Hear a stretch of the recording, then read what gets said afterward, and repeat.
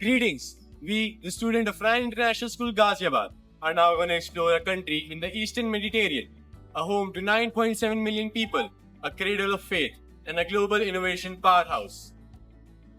Welcome to Israel! Where millennia old stones meet tomorrow's technologies.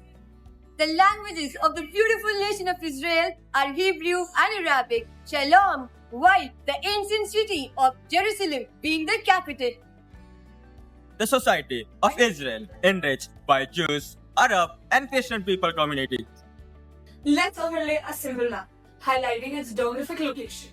This beautiful nation lies in the Middle East, bordering the nations of Lebanon, Syria, Egypt, and Jordan. In 2025, Israel is making bold strides in rebuilding and inclusion. The government launched a 3.2 billion plan to revitalize southern cities like Ashkelon and Ofakim, focusing on education, sports, and innovation. It also announced Israel's first Paralympic village to promote equality for disabled athletes. In May 2025, the Israel government extended its higher education law to West Bank universities for ensuring equal academic standards and advancing new plans for new medical colleges.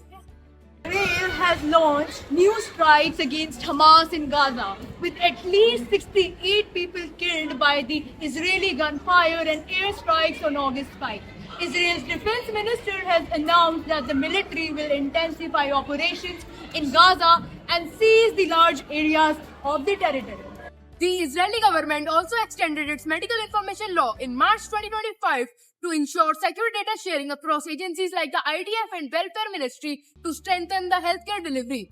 Israel faces widespread criticism and diminishing diplomatic support from much of the international community over its occupational policies and military actions, especially in the West Bank and Gaza, whereas some countries like India and United States continue to maintain its strong bilateral relations with Israel. These ties are increasingly under pressure as the global community calls for a more balanced approach to peace, human rights, and justice in the region.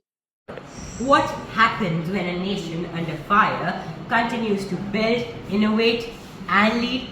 Israel. Even after the Israel-Gaza conflict, our economy stands strong. While some sectors were disrupted, Israel advanced through technology, global trade, and through resilience. Today, Israel contributes globally to cybersecurity, agri-tech, meditech, and clean energy, impacting life far beyond its borders. Israel's GDP has crossed 3.5%, and our startup ecosystem ranks amongst the world's best.